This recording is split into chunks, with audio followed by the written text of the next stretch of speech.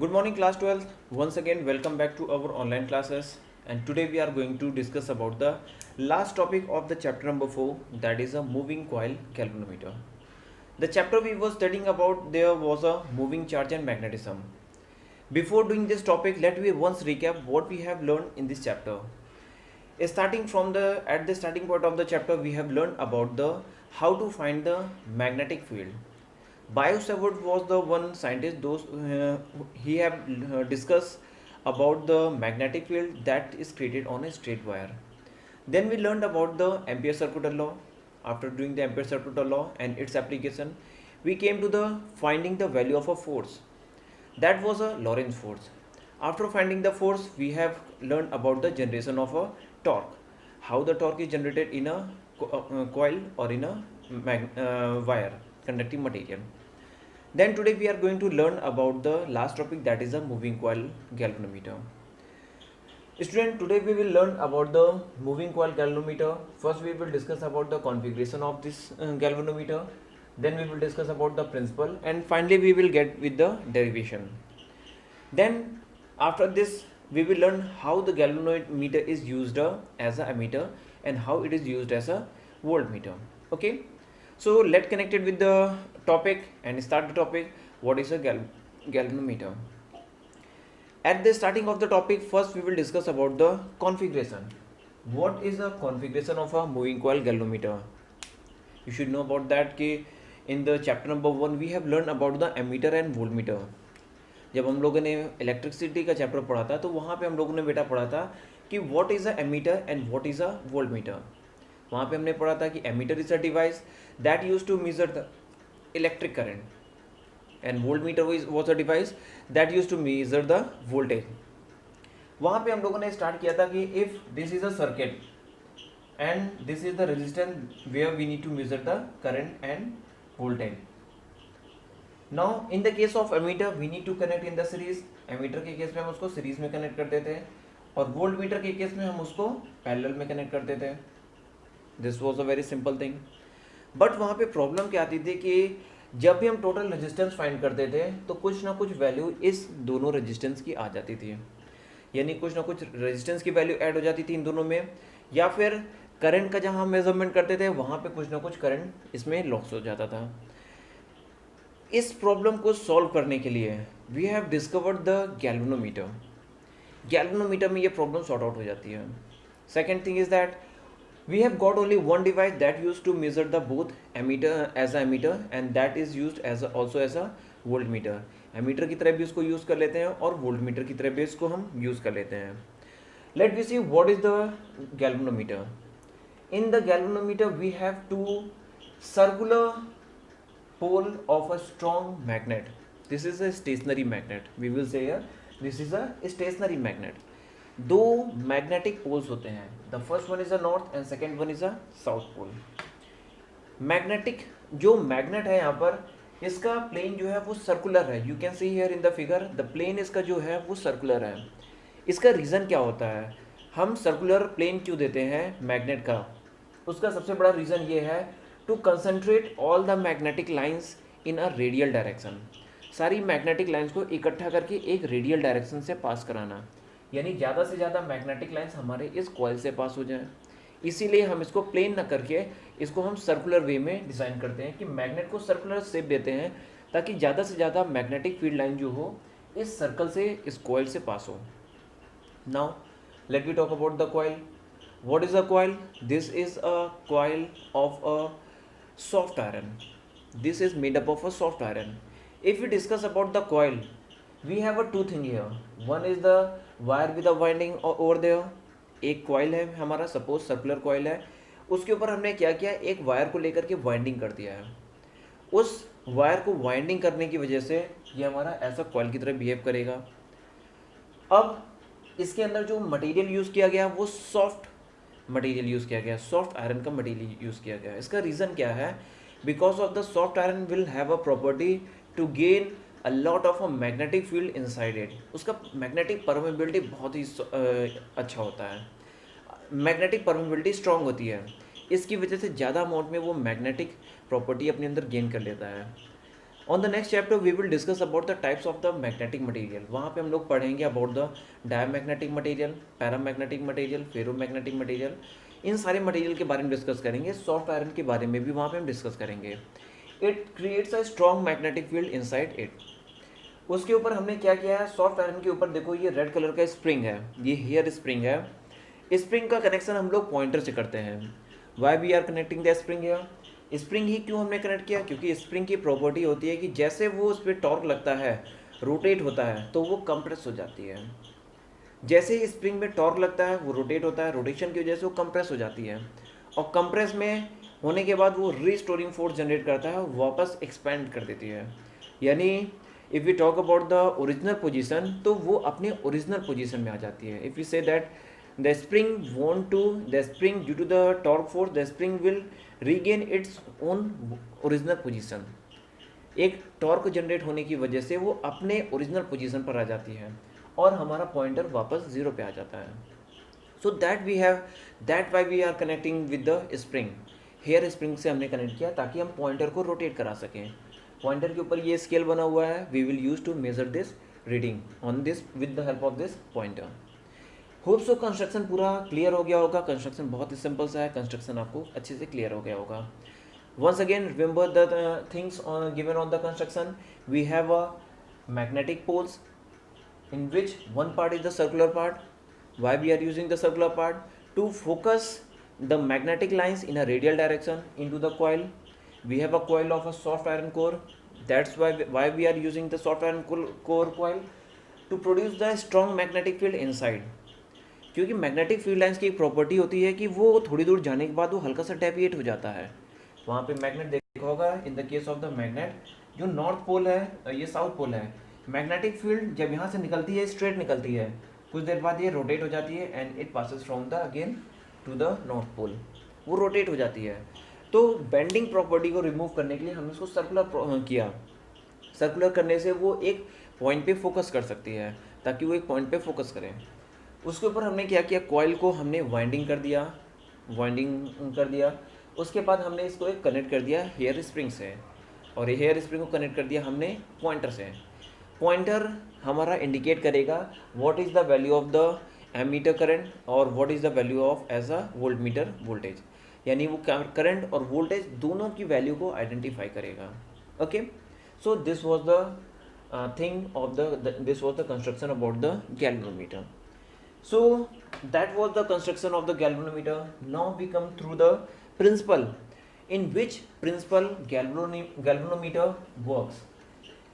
If we talk about the topic 4.10 in our NCERT book, हम लोगों ने last class में टॉपिक 4.10 पढ़ा था NCERT बुक में। उसमें क्या था कि if a coil is placed in a magnetic field and a current is passing through it, अगर एक coil magnetic field में present है और उससे करंट पास हो रहा है, then there will be a small amount of a torque is generated, उसमें एक टॉर्क फोर्स लगता है। अब उस टॉर्क फोर्स का प्रोसेस क्या होता है कि वो उसको रोटेट करा देता है, कॉइल को रोटेशन करा देता है, और उसी रोटेशन का हम यूज़ करके यहाँ पर हम रीडिंग को फाइंड करेंगे कि what will be the reading है। तो ये हमारा प्रिंसिपल था कि when we apply the current in a circular coil, the small amount of a torque is generated and this torque is use to find the reading of the circuit. हम उस circuit की जो भी हमारे voltmeter या meter की reading find करने के लिए इसका हम यूज़ करते हैं। Now what amount of a torque is generated, it is given here, the amount of a torque is generated tau is equal to m cross b। ये हम लोगों ने लास्ट क्लास में पढ़ा था कि क्या अमाउंट ऑफ टॉर्क जनरेट होगा, that is a m cross b। What is a capital M, that is a magnetic dipole moment. ये हमारा मैग्नेटिक डायपोल मोमेंट होता है, और इसकी वैल्यू क्या होती है, I इंटू ए। M की वैल्यू क्या होती है, I into A, this is I।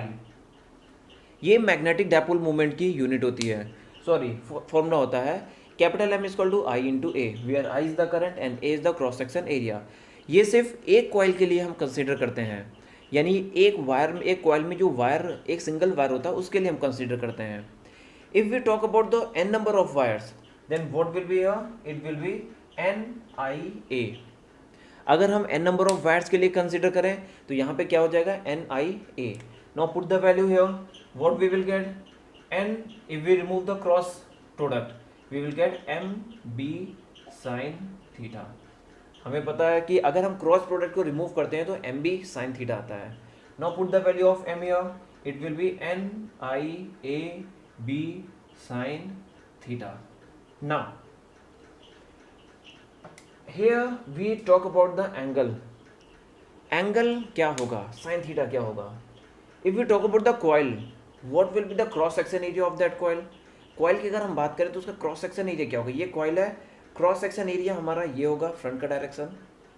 अगर ये क्रॉस सेक्शन एरिया है ऐसे, तो इधर है क्रॉस सेक्शन एरिया. अगर हम मैग्नेटिक फील्ड है, ये कॉइल है, सर्कुलर कॉइल है, मैग्नेटिक फील्ड लाइन्स इधर से पास हो रही है. If we talk about the cross section area, then this will be the cross section area of a coil. And what is the direction of magnetic field? That is a perpendicular to it. यानी cross section area और magnetic field lines के बीच में जो angle बन रहा है वो perpendicular angle बन रहा है और उसकी वैल्यू क्या होती है 90 degree. Then it means we will get here N I A B sine 90. And what is the value of sine 90? That is the 1. Then we will get here torque, tau is equal to N I A B. ये हमारे torque की value होगी, ये हमारा torque हो जाएगा. That is equation number 1. Now अब हमने यहाँ पर रीस्टोर करने के लिए इस मूविंग कॉइल गैल्वेनोमीटर को रीस्टोर वापस अपनी पोजीशन पे लाने के लिए एक स्प्रिंग हमने लगा रखा है. In the case of the spring you know about that. Spring के केस में क्या होता है, फोर्स क्या होता है माइनस के इंटू एक्स. स्प्रिंग के केस में फोर्स माइनस के इंटू एक्स, ये लीनियर फोर्स है, वहाँ पर लीनियर डायरेक्शन में मूवमेंट है. माइनस हमें क्या बताता है, that is the restoring force. वहाँ पे माइनस की वैल्यू क्या होती है, रीस्टोरिंग फोर्स. यहाँ पे हमारा वो लीनियर मोशन में होता है, लीनियर मोमेंटम. जैसे ये स्प्रिंग है, स्प्रिंग का मूवमेंट किधर होता है, in this direction, linear direction. तो वहाँ पर हम माइनस के इंटू एक्स ले देते हैं. लेकिन if we talk about the restoring force in a circular direction, तो यहाँ पे सर्कुलर डायरेक्शन के केस में सर्कुलर डिस्प्लेसमेंट लेंगे, that is angle phi. Angle में देखेंगे कितना एंगल का डिस्प्लेसमेंट हुआ, तो जो भी फोर्स होगा, टॉर्क फोर्स होगा, वो क्या हो जाएगा, टाउ इज इक्वल टू के इंटू फाई. फाई क्या है यहाँ पर, angular motion, angular displacement in a spring. हमारा इतना अमाउंट ऑफ टॉर्क जनरेट होगा उस स्प्रिंग को वापस अपने फॉर्म में रीस्टोर करने के लिए. Now put the value here, what we will get, K phi is equal to NIAB. This is the formula for torque. Now what will be the value of phi? It will be here NIAB upon K. ये हमारा angular displacement निकालने का formula है. यानी इतना amount of displacement हमारे spring में होगा, यानी इतना डिस्प्लेसमेंट होगा तो ये हमारा एंगल डिसाइड कर देगा. Now if we put the current downwards, ये करंट है हमारा, करंट को हम डाउनवर्ड्स पुट कर देंगे, we will get the formula phi upon I, that is the N A B upon K. This is the formula for current sensitivity. इसको क्या बोलते हैं, करंट सेंसिटिविटी. इसको बोलते हैं करंट सेंसिटिविटी. अब बात आती है कि करंट सेंसिटिविटी है क्या. मीन्स कितना ज़्यादा से ज़्यादा वैल्यू वो सेंस कर ले रहा है. एक मैं छोटा सा एग्जांपल देकर आपको समझाने की कोशिश करता हूँ कि करंट सेंसिटिविटी का हम यूज़ कैसे करते हैं, उसका क्या मतलब होता है. हम मार्केट से 2 गैल्वेनोमीटर लेकर आए. एक को हम सपोज कर लें, the first one is a G1 and second one is a G2. G1 को अगर हम 20 एम्पियर की करंट देते हैं या फिर हम G1 को हम सर्किट में कनेक्ट करते हैं तो वो 10 एम्पियर की करंट मेज़र करता है और G2 भी हमारी 10 एम्पियर की करंट मेज़र करता है. ध्यान से देखना, दोनों हमारी 10 एम्पियर की करंट मेज़र कर रहा है, बट G1 के केस में जो डिफ्लेक्शन है वो यहाँ से स्टार्ट हो रहा है और पूरा 180 डिग्री डिफ्लेक्शन हो रहा है एंड तक. यानी 0 से स्टार्ट हुआ और एंडिंग पॉइंट तक गया डिफ्लेक्शन G1 के केस में. यानी 180 डिग्री का डिफ्लेक्शन होकर के हमारा 10 एम्पियर का करंट शो कर रहा है. But in the case of the G2 second galvanometer, जो डिफ्लेक्शन है हमारा 30 डिग्री का है, 30 डिग्री के डिफ्लेक्शन में ही वो 10 एम्पियर शो कर दे रहा है. यानी पहले गैल्वेनोमीटर के केस में डिफ्लेक्शन बहुत ज़्यादा करना पड़ा, सेकेंड गैल्वेनोमीटर के केस में डिफ्लेक्शन 30 डिग्री हुआ. तो कौन सा ज़्यादा अच्छा गैल्वेनोमीटर होगा, the galvanometer will be the second one will be the good, क्योंकि ये सेकेंड वाला ज़्यादा करंट सेंसिटिव मटेरियल है, वो थोड़ा सा डिफ्लेक्शन करके हमें करंट की एग्जैक्ट वैल्यू बता दिया.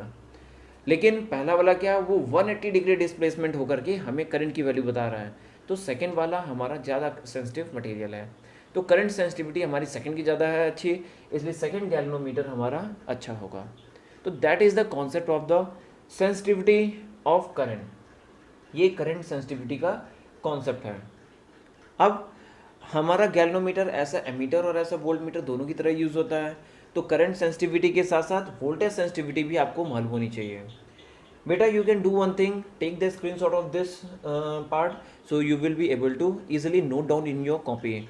नोट्स आप बनाते हो उसमें आप आसानी से उसको नोट डाउन कर सकते हो, और you can pause the video and note down all this thing. Okay, चलो if we talk about the voltage sensitivity, अगर हम वोल्टेज सेंसिटिविटी की बात करें तो वोल्टेज सेंसिटिविटी हमारी कैसे होगी। Now we know from Ohm's law V equal to I R, then I equal to V by R. I की वैल्यू क्या होती है, V by R, put the value here, we will get 5 upon V by R equal to N A B upon K। Transfer the value in upside, तो we will get 5 upon V equal to N A B upon K, and this will be the bracket will be a 1 upon R. This is the formula for voltage sensitivity, ये हमारा voltage sensitivity का formula है। Okay, यानी हमारा current sensitivity कितना होगा और voltage sensitivity कितना होगा। सो होप सो आपको ये समझ में आया होगा गैल्वेनोमीटर के बारे में। सबसे पहले हम लोगों ने क्या पढ़ा, what is the construction of the galvanometer, what is the situated air. उसके बाद हम लोगों ने प्रिंसिपल का डिस्कशन किया, what is the principle of the galvanometer, and then afterward we have learn about the current sensitivity and voltage sensitivity of a galvanometer. अब इसके बाद जो दो टॉपिक, इसका छोटा टॉपिक, इसका सब टॉपिक बचता है, that is the how galvanometer is used as a ammeter. If we talk about the galvanometer, तो मैंने स्टार्टिंग में ही बताया था कि गैल्वेनोमीटर को हम एमीटर की तरह भी यूज करते हैं। We also use the galvanometer as a ammeter, but उसमें दो प्रॉब्लम आती है। बहुत अच्छे से ध्यान रखना कि क्या दो प्रॉब्लम होती है जिसकी वजह से हम गैल्वेनोमीटर को आसानी से एज अ एमीटर की तरह नहीं यूज कर पाते हैं। वो दो प्रॉब्लम के बारे में अभी हम डिस्कस करेंगे कि अगर हम गैल्वेनोमीटर को एमीटर की तरह यूज करते हैं तो कौन सी दो प्रॉब्लम आती है। पहला, अगर हम गैल्वेनोमीटर को एमीटर की तरह यूज करते हैं तो दो प्रॉब्लम हम फेस करते हैं। पहली प्रॉब्लम क्या होती है, गैल्वेनोमीटर बहुत ही करंट सेंसिटिव मटेरियल है, यानी sorry we will not say about the material, we will say about the equipment. Galvanometer हमारी बहुत ही करंट सेंसिटिव इक्विपमेंट है, यानी वो छोटी करंट की वैल्यू ही मेजर कर पाता है, यानी अगर हाई करंट की वैल्यू हम पास करा दें तो वो बर्न कर जाएगा। तो गैल्वेनोमीटर को हम कैसे यूज़ कर सकते हैं, अगर हमें गैल्वेनोमीटर पे को हाई करंट पास करा के हमें देखना हुआ तो कैसे हम कर सकते हैं। Let we talk about the limitation of galvanometer. पहला क्या है, करंट सेंसिटिव डिवाइस, ये इसका पहला प्रॉब्लम है, पहली लिमिटेशन है, बहुत इंपॉर्टेंट है। तो पहली लिमिटेशन क्या है, करंट सेंसिटिव डिवाइस। दूसरा क्या है, if we connect the galvanometer in a circuit, अगर हम गैल्वेनोमीटर को सर्किट में कनेक्ट कर देते हैं, it will increases the value of resistance in a circuit, यानी value of resistance will be added. ये दो लिमिटेशंस हैं, ये दो प्रॉब्लम फेस करते हैं कि value of resistance will be added. Let we see the circuit here, this is the resistance in a circuit, this is the source device, source is a battery source, the resistance is a R, and we will connect the galvanometer in a series. now अब देखो यहाँ पे resistance की value कैसे बढ़ जाती है। Galvanometer का अपना कुछ ना कुछ रेजिस्टेंस होगा, दूसरा रेजिस्टेंस हमारा सीरीज में कनेक्टेड है। If this is the potential source V and the current VI is flowing here, तो टोटल रेजिस्टेंस हमारा सीरीज में है। वी नो वेरी वेल कि सीरीज में रेजिस्टेंस की वैल्यू इंक्रीज हो जाती है, बढ़ जाती है। तो यहाँ पर प्रॉब्लम ये आती है कि रेजिस्टेंस की वैल्यू इंक्रीज हो जाती है। अब इसकी प्रॉब्लम को हम सॉर्ट आउट कैसे करेंगे, यानी रेजिस्टेंस भी ना बढ़ने पाए और करंट सेंसिटिविटी भी रिमूव हो जाए। हम क्या करेंगे, we will connect one shunt resistance in parallel to the resistance of a this is the shunt resistance, R S is here, ये हमारा शंट रेजिस्टेंस है। यानी इसका मतलब क्या है कि अगर ज़्यादा अमाउंट में करंट हमारा आ रहा है, अब इस करंट रेजिस्टेंस की वैल्यू बहुत ही स्मॉल होगी, स्मॉल रेजिस्टेंस। ये गैल्वेनोमीटर के कंपैरिजन में बहुत स्मॉल रेजिस्टेंस होगा। अब ज़्यादा अमाउंट में अगर करंट आ रहा है तो वो हमारा यहाँ पे दो पार्ट में डिवाइड हो जाएगा। The first one is galvanometer current and second one is shunt current. और मेजर अमाउंट ऑफ करंट हमारे शंट रजिस्टर से पास होकर के निकल जा रहे हैं, क्रॉस हो जा रहे हैं, यानी गैल्वेनोमीटर यहाँ पर हमारा क्या हो जाएगा, सेफ हो जाएगा। अब if we talk about this circuit, अगर इस सर्किट की बात करें, इसमें हम केवीएल अप्लाई करें, किरचॉफ्स वोल्टेज लॉ, तो ये हमारा पॉजिटिव टर्मिनल है, तो ये प्लस है, ये माइनस है, ये प्लस है और ये माइनस है। If we go through the class 11, अगर क्लास 11 में ध्यान होगा कि हम लोग केवीएल और केसीएल कैसे लगाते थे, तो ये हम बहुत अच्छे से कर सकते हैं। Now if we take the second terminal from here, पहला टर्मिनल इससे हम लेते हैं, तो पहला टर्मिनल हमारा पॉजिटिव है, what we will get here, I S into R S, this is the positive terminal, तो पॉजिटिव ले लिया। अब करंट की डायरेक्शन में हम नीचे आ रहे हैं, अब आगे बढ़ते हैं, वापस आते हैं, तो हमें पहला टर्मिनल नेगेटिव मिलता है, that is the negative terminal of galvanometer. तो यहाँ पे क्या हो जाएगा, minus I S and galvanometer resistance is G, I S. यहाँ पे जो करंट आ रही है वो आई जी है, तो we will put here I G into G equal to 0। If we apply the KVL in loop A B C D, तो यहाँ पे लिख देंगे apply KVL in loop A B C D A. अगर loop में apply करते हैं तो we will get the value this, not transfer the value and we need to find the value of shunt resistance, then we will gate I S R S equal to I G and capital G, then I shunt resistance will be here, RS will be IG into capital G upon IS. This is the value of shunt resistance that we are connecting there. ये shunt resistance की value है जो हमने galvanometer के parallel में connect कर दिया ताकि इसके दोनों प्रॉब्लम को रिमूव करके इजीली ऐसा करंट इसको ऑपरेट कर सकें। अब एक काम हम और कर सकते हैं, here from here we know I equal to I S plus I G, यही करंट आई जा रहा है, करंट आई हमारा दो पार्ट में डिवाइड हो रहा है, I S and I G, then value of I S will be I minus I G, put the value here, we will get one more formula, R S equal to I G capital G upon I minus I G. ये एक और formula हमें मिल जाएगा कि how we will get the value of shunt resistance. तो ये concept था हमारा कि galvanometer used as a ammeter, how galvanometer is used as a ammeter.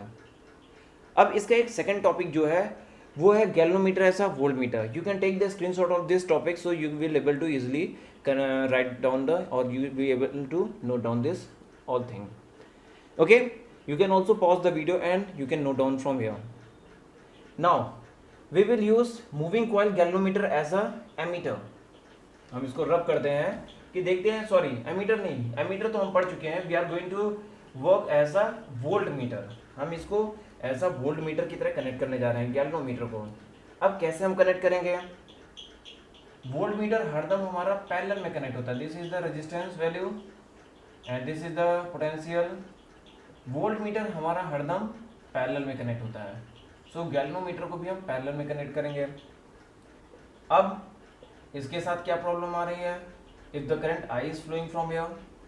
अब इसमें भी वही प्रॉब्लम आ रही है कि पैरेलल में रेजिस्टेंस होने की वजह से ये रेजिस्टेंस की वैल्यू को डिक्रीज कर देता है। यानी हमें अगर इसकी रेजिस्टेंस वैल्यू फाइंड करनी है केवीएल या केसीएल लगा करके, तो टोटल रेजिस्टेंस जो निकलेगा वो इनिशियल ओरिजिनल रेजिस्टेंस की वैल्यू कम हो जाएगी और यहाँ से ज़्यादा अमाउंट में करंट फ्लो कर जाएगा, तो हम करंट की वैल्यू भी एग्जैक्टली नहीं मेजर कर पाएंगे। हम इस केस में क्या करते हैं, फिर से वही कॉन्सेप्ट क्रिएट करते हैं कि एक शंट रजिस्टर लगाएंगे और शंट रजिस्टर हम किधर लगाएंगे, सीरीज में, सीरीज टू द गैल्वेनोमीटर। हम गैल्वेनोमीटर के सीरीज में एक शंट रेजिस्टेंस लगा देंगे। This is the shunt resistance इस केस में। नाउ अब इस केस में हम जब शंट रेजिस्टेंस लगा दिए हैं, इसकी वैल्यू हाई हो जाएगी। जब हाई हो जाएगी तो ज़्यादा अमाउंट ऑफ करंट ऊपर फ्लो नहीं कर पाएगा। जब ज़्यादा अमाउंट में करंट फ्लो नहीं कर पाएगा तो मेजर करंट यहीं से पास होगा। यानी इसमें भी थोड़ा सा लॉस है। एग्जैक्ट रेजिस्टेंस या एग्जैक्ट करंट की वैल्यू नहीं फाइंड कर पाते हैं। 100% एक्यूरेसी नहीं होती है, लेकिन एक्यूरेसी जो होती है मैक्सिमाइज हो जाती है। 90 to 95% एक्यूरेसी हम इसमें मेजर कर सकते हैं। Now if we apply the KVL and KVL here in this circuit, तो यहाँ पे हमारा करंट I जा रहा है। We will divide the current here IG, यहाँ पे करंट डिवाइड हो जाएगा। गैल्वेनोमीटर करंट है IG हो जाएगा, और यहाँ से करंट IR, करंट यहाँ से फ्लो हुआ। ओके, नाउ अगेन अब देखो यहाँ पे जो करंट अगर हम KVL अप्लाई करते हैं तो ये पोटेंशियल वैल्यू है। पोटेंशियल वैल्यू अगर हम इसका सेकेंड टर्मिनल लेते हैं तो प्लस V, KVL अप्लाई कर रहे हैं, पूरे सर्किट में अप्लाई कर रहे हैं, प्लस V। अब यहाँ से IG पास हो रहा है, तो यहाँ पे पहला टर्मिनल प्लस है, हम यहाँ पे सेकेंड टर्मिनल ले रहे हैं। जब यहाँ से मूव करेंगे तो हम यहाँ से सेकेंड टर्मिनल ले रहे हैं। ये पहला टर्मिनल प्लस है, second terminal minus, first terminal is plus, second terminal is minus. तो सेकेंड टर्मिनल इसका क्या हो जाएगा? नेगेटिव। जब हम ऐसे मूव करेंगे like this, we are moving here, तो यहाँ से हमने मूव किया, सेकेंड टर्मिनल हमने लिया, पॉजिटिव लिया, फिर आगे आए और गैल्वेनोमीटर का हम रेजिस्टेंस ले रहे हैं। चलो पहले शंट रेजिस्टेंस ले लेते हैं। ये प्लस है और ये माइनस है। शंट रेजिस्टेंस के केस में हमारा क्या है? सेकेंड टर्मिनल माइनस है, तो we will get here minus RSIG shunt resistance into galvanometer current, क्योंकि IG ऊपर जा रहा है, इसकी जरूरत नहीं है, इसको छोड़ दो। देन आफ्टरवर्ड आगे बढ़े, second terminal is negative here, negative, galvanometer resistance is G here and IG, इसको भी स्मॉल ले लें, स्मॉल g गैल्वेनोमीटर को यूज कर रहे हैं, इक्वल टू 0। ये हमने आगे अप्लाई किया, आगे कोई टर्मिनल नहीं है, फिर आगे हमारा 0 हो गया। ये हमने KVL लगाया, किरचॉफ्स वोल्टेज रूल। ये हमारा सर्किट है ABCDEF। तो यहाँ पे लिखेंगे apply KVL in ABCDEFA circuit, then we will get here this one.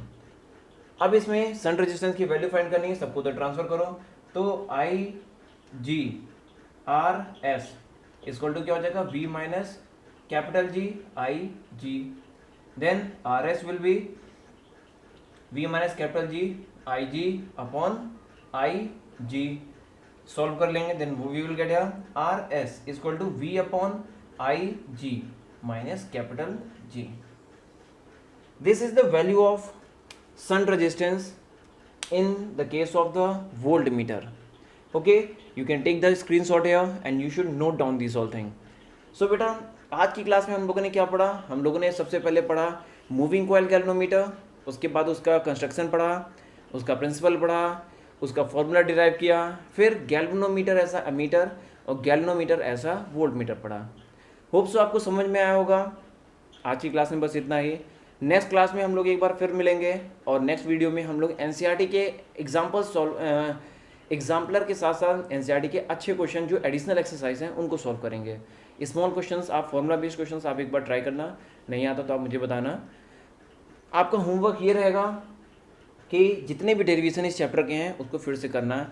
Galvanometer को अच्छे से एक नोट्स तैयार करके उसको मुझे आप सेंड करना मेरे नंबर पर, तो उसके बाद हम नेक्स्ट क्लास में मिलते हैं। ठीक है, तब तक के लिए गुड बाय, टेक केयर, पढ़ते रहो।